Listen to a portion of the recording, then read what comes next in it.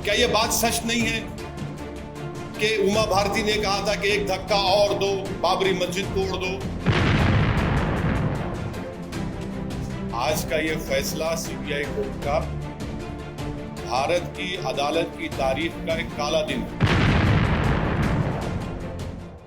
देखिए, हर कोई आज एक दिली तकलीफ और दर्द को महसूस करेगा जो भारत के संविधान और भारत के डाइवर्सिटी, भाईचारगी, प्लुरलिज्म पर जिस किसी को आज भी अटूट भरोसा है और यकीन है, आज का ये फैसला सीबीआई कोर्ट का भारत की अदालत की तारीख का एक काला दिन है। और मैं इसलिए कहता हूं क्योंकि सुप्रीम कोर्ट ने 9 नवंबर को जो सिविल डिस्प्यूट के मुकदमे का फैसला दिया था, जजमेंट में सुप्रीम कोर्ट ने कहा था, अंग्रेजी में कहता हूं कि सुप्रीम कोर्ट ने कहा था कि it is an egregious violation of rule of law. और सुप्रीम कोर्ट ने यह भी कहा था कि ये calculated act of destroying a public place of worship. अब मैं ये समझने से कासिर हूं कि अगर सुप्रीम कोर्ट ये कहता है कि egregious violation of rule of law, तो क्या कोई जादू से मस्जिद को शहीद कर दिया गया था 6 दिसंबर को? क्या कोई जादू से वहां पर 28 और 29 दिसंबर की रात 49 में मूर्तियां रखी गई थी? क्या कोई जादू से उसके ताले खोले गए थे जब राजीव गांधी प्राइम मिनिस्टर थे? इसीलिए मैं ये कहता हूं कि सुप्रीम कोर्ट ने जो बात कही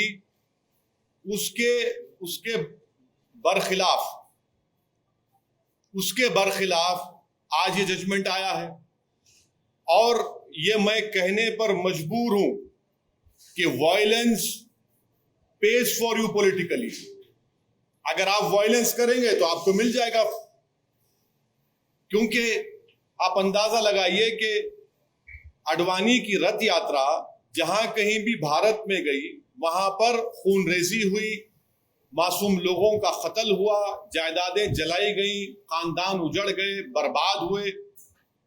और आज ये फैसला आता है सीबीआई कोर्ट का जिसमें कहते हैं कि वो स्पॉन्टेनियस नहीं था। तो हम ये जानना चाहते हैं कि भाई साहब, ये कितने दिन, कितने महीने लगेंगे प्रिपरेशन के लिए ताकि वो स्पॉन्टेनियस ना हो? आप बताइए ना, कितने दिन, कितने महीने लगेंगे स्पॉन्टेनियस ना हो? क्या ये बात सच नहीं है कि उमा भारती ने कहा था कि एक धक्का और दो, बाबरी मस्जिद तोड़ दो? क्या दुनिया ने नहीं देखा कि जब बाबरी मस्जिद शहीद हो रही थी तो मिठाइयां बांटे जा रहे थे? अडवाणी, मुरली मनोहर जोशी, उमा भारती, ये सब लोग तो मिठाई खा रहे थे, खुशियां मना रहे थे। कैसा ये फैसले पे आज आ जाती है आप? आखिर पैगाम क्या देना चाह रहे आप? पैगाम क्या देना चाह रहे? पैगाम यही मिल रहा है कि वायलेंस पेज, मास वायलेंस पेज।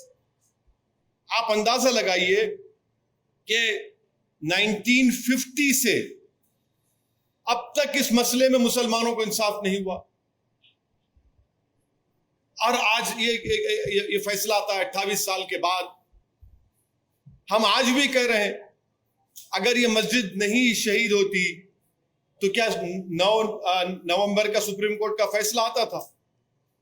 सारी दुनिया ने देखा कि जो लोग शाम में खड़े होकर स्पीचेस दे रहे थे, लोगों को उकसा रहे थे, उनकी मौजूदगी में क्या यह बात सच नहीं है कि सीबीआई की चार्जशीट में एक विटनेस ने कहा कि कल्याण सिंह, उस वक्त के चीफ मिनिस्टर, ने कहा कि रोक कंस्ट्रक्शन पर है, डिस्ट्रक्शन पर नहीं है? वो भी आप नहीं मानेंगे उसको? क्या सीबीआई की चार्जशीट में ये नहीं कहा गया था कि 5 दिसंबर की रात अडवाणी ने विनय कटियार के घर में साजिश रचाई? क्या यह बात सच नहीं है कि अडवाणी ने कल्याण सिंह को कहा कि उस वक्त तक आप रिजाइन मत करिए जब तक कि मस्जिद डिमोलिश नहीं हो जाती, ताकि गवर्नमेंट का डिसमिसल ना हो? क्या बीजेपी की सरकार उस वक्त की जाकर सुप्रीम कोर्ट को वादा नहीं किया था कि हम मस्जिद को बचाएंगे? ये फैसला मुझे कहना पड़ेगा कि ये judgement satisfies the collective consciousness of Hindutva and its followers and its ideology. ये जजमेंट का यही है। किसने तोड़ा फिर मस्जिद पर? हम पूछना चाहते हैं, जब 6 दिसंबर 1992 को मस्जिद शहीद हुई थी, उस वक्त मैंने अपने आप को एक हेल्पलेस महसूस किया। मैंने अपने आप को अपने लिए एक ह्यूमिलिएशन समझा कि मैं अपनी एक अब शर्म महसूस हुई कि मैं अपनी मस्जिद को बचा नहीं सक रहा हूं, और आज आप ऐसा फैसला देते हैं। तो फिर आखिर इतना सब जो इन्वेस्टिगेशन हुआ, कैसा क्या हुआ? एक और बात आपको समझने की जरूरत है कि आडवाणी को हाईएस्ट सिविलियन अवार्ड दिया गया बीजेपी गवर्नमेंट तरफ से, एक्यूज हैं। तभी हमने कहा था कि देखो, मैं प्रेस कॉन्फ्रेंस में कहा था कि आडवाणी को ये हाईएस्ट सिविलियन अवार्ड दिया जा रहा है। आज उसका नतीजा हम देख रहे हैं। उमा भारती, अच्छा आप एक और आदमी का नाम ले लीजिए, हिंदुस्तान टाइम्स में आया कि भगवान गोयल कोर्ट के बाहर कह रहा है, कोर्ट के बाहर फैसला देने से पहले कोर्ट के बाहर कह रहा है कि हाँ, मैं एडमिट करता हूं कि मैंने डिमोलिशन में हिस्सा लिया। वो बीजेपी में उस वक्त का नॉर्थ इंडिया का शिवसेना का चीफ था। कोर्ट के बाहर कह रहा है और कोर्ट में जाकर कोर्ट बरी कर देता है लोगों को। तो ये मेरे लिए बहैसियत एक भारत के मुसलमान के लिए, जो मैं 6 दिसंबर 1992 को जो मुझे एक ह्यूमिलिएशन और बेबसी जो मैं महसूस किया था, आज मैं वही महसूस कर रहा हूं। देश विदेश की तमाम खबरों से जुड़े रहने के लिए सब्सक्राइब करें सच कहूं और बेल आइकन प्रेस करके पाएं हर लेटेस्ट अपडेट सबसे पहले।